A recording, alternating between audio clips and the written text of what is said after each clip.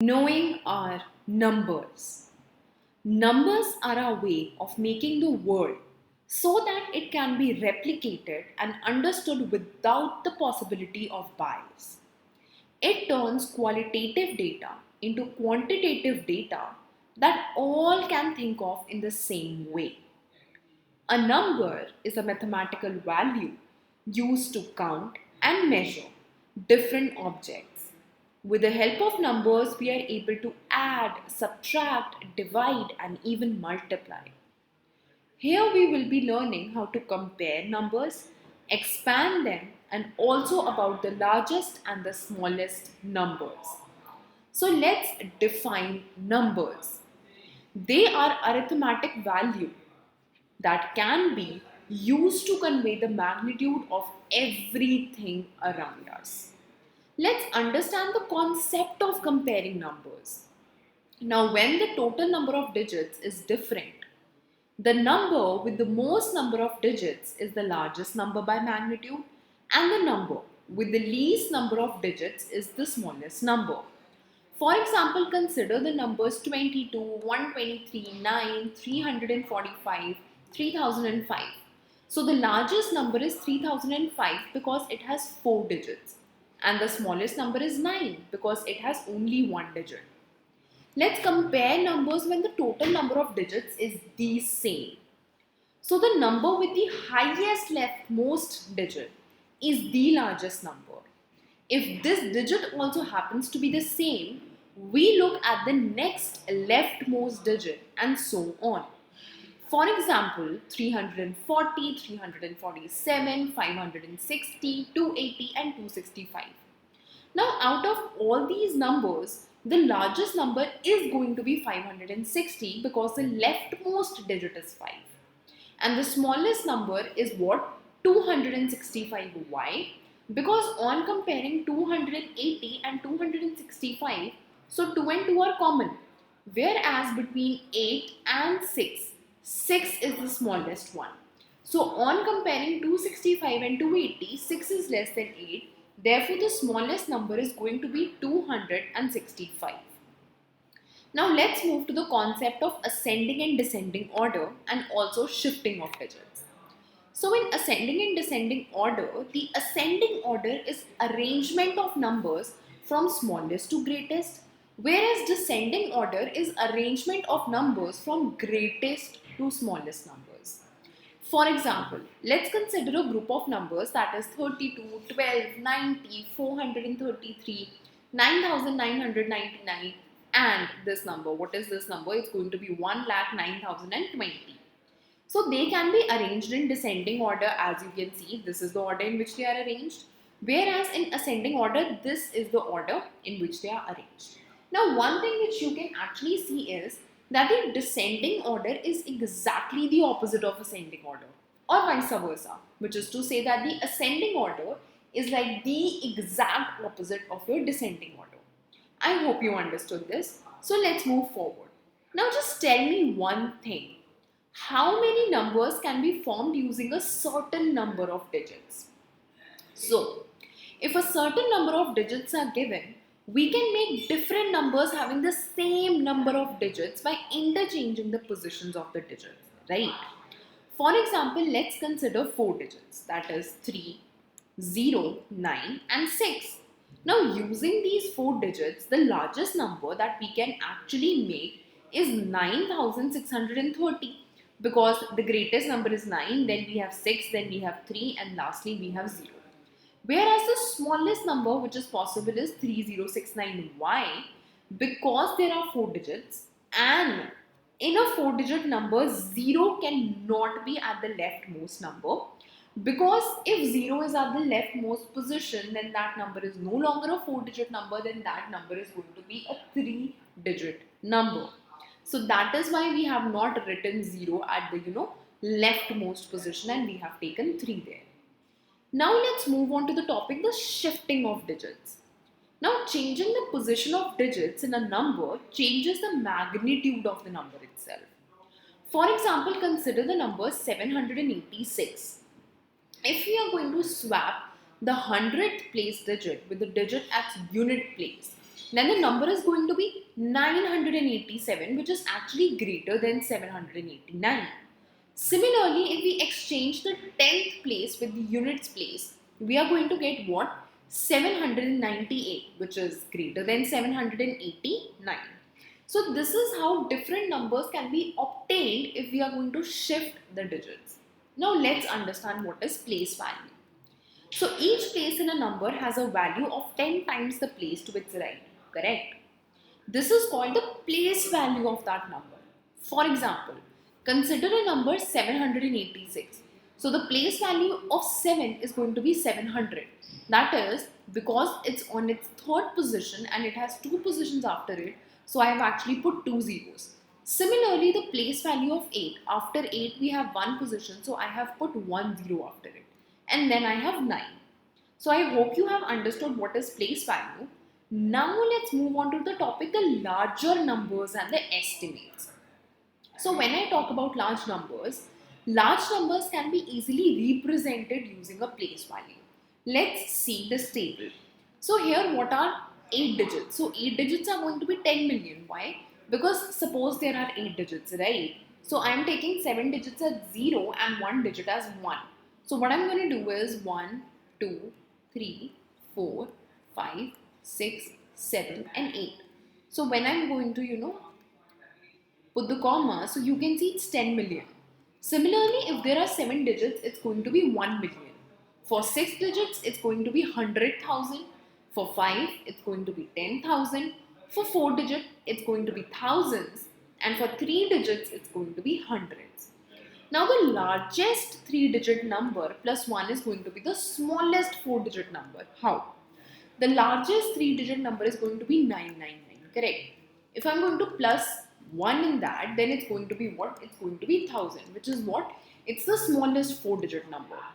Similarly, the largest 4-digit number plus 1 is going to be the smallest 5-digit number and so on.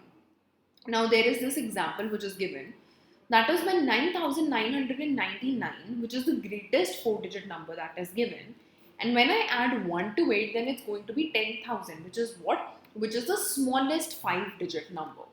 So I hope you have understood the concept of large numbers and estimates as well. Well, we have just discussed large numbers. Let's now discuss estimation.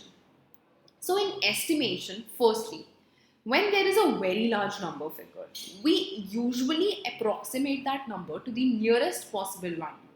And this is nothing but this is termed as estimation. Now, estimating depends on the degree of accuracy required and how quickly the estimate is needed. And what is the meaning of it? Let's find out.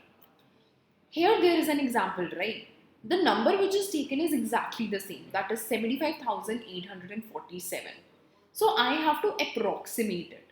If I have to approximate, or you can say that if I have to estimate it, if I have to estimate it to the nearest tens, that means this number has to be approximated. Now 47 is nearest to what? 50. So this number can be written as what? 75850, which is exactly what is written here. Similarly, if I have to approximate it to nearest 100, so these three have to be approximated. So 847 is nearer to 800 or 900, obviously 800. So it will be written as 75800, which is exactly what is written here. Similarly, if I have to estimate to nearest 1000, then this is the thing which needed to be approximated. Now 5847 is nearer to 6000 or 5000, obviously 6000. So it's going to be 76000, which is what we have written here. And lastly, it is that I have to do it nearest to 10,000. So for 10,000, is 75,847 nearer to 70,000 or 80,000? Obviously 80,000. So this number could be written as this, which is exactly what is written here. So this is what all estimation and everything is. Now let's understand how we can estimate sum and difference. Now let's take an example when it comes to addition. So if I am adding 7,890 to 437, then in that case 7,890 is greater than 437, right? Therefore, if I round off to hundreds, then 7890 is rounded to this, that is 7900, whereas 437 is going to be rounded off to 400, correct? So the estimated sum is going to be this, whereas the actual sum is 8327. So you can see that there isn't much difference between the two, and we can easily use this trick, that is the estimation trick, to find out the answers whenever we are in hurry. Next is when I take difference. Now for difference, the example is this. Now if I have to estimate it, then 5678 should be rounded off to 6000, whereas 1090 has to be rounded off to 1000, correct? So the difference between 6000 and 1000 is going to be 5000, whereas the actual difference is what? 4588. So I hope you have understood what this is, right? But let's also see the estimation in what? In products. So when I talk about estimation in products, then also we can apply some simple tricks, like round off each factor to its greatest place, then multiply the rounded off factors. So I have to estimate this and this. Now 199 can be rounded off to 200, whereas 31 could be rounded off to 30. So instead of multiplying 199 into 31, I'm going to multiply 200 to 30. So the estimated product is going to be 6000, whereas the actual is what? 6169. So you can see that how close these two numbers are if we are actually estimating them. So let's move forward and understand the concept of board mass. Now what is board mass? We follow an order to carry out the mathematical operations, and this order is nothing but it is termed as what? Board mass.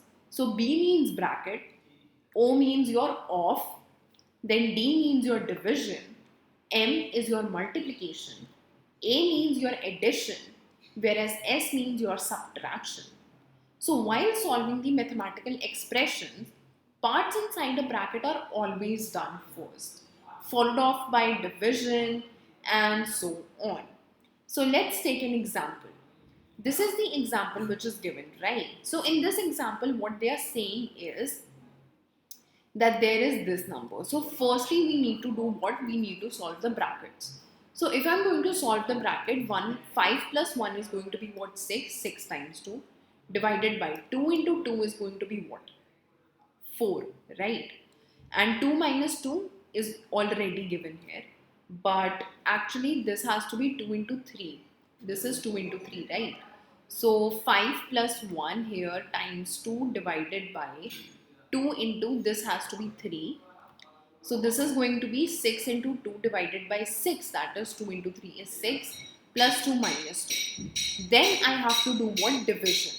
So if I'm going to do division, so 12 divided by 6 is what I have to do, which is 2, then adding 2 and then subtracting 2. And finally I have to do addition. So 2 plus 2 is 4 minus 2. And lastly, subtraction according to the board mass, because subtraction is at the end. So subtraction here, it is going to be 2. Now let's move on to using brackets. Now in brackets, using brackets can be simplified, and actually it can help in mathematical calculations as well. Example is shown on your screen. That is 7 into 109 equal to 7 into what? 109 can be written as 100 plus 9. So it will be 7 into 100 plus 7 into 9, which is 700 plus 63, which is this. And similarly, I can also write it as 7 into 100 plus 6 into 100 equals to what? 100 into 7 plus 6 and this. So it's as simple as it's shown. Now let's understand what are Roman numerals. So in Roman numerals, the digits in Romans are represented as, so this is 1, this is 2, this is 3, this is 4, this is 5, this is 6, then 7, 8, 9 and 10. And some other Roman numerals are also, like L is represented by 50, C by 100, D by 500 and M by what? 1000. So let's understand some of the rules of Roman numerals. So if a symbol is repeated, its value is added as many times as it occurs. That is, xx is nothing but 10 plus 10, that is 20. Similarly, a symbol is not repeated more than 3 times, but the symbols x, l and d are never repeated. If a symbol of smaller value is written to the right of a symbol of a greater value, its value gets added to the value of the greater symbol. That is this. So it's 5 plus 2, that is what? 7. If a symbol of smaller value is written to the left of a symbol of greater value, its value is subtracted from the value of the greater symbol. That is this. So it's 9. Some examples are 105 can be written as this, 73 can be written as this, 192 is actually 100 plus 90 plus 2. So it's this, which is nothing but this.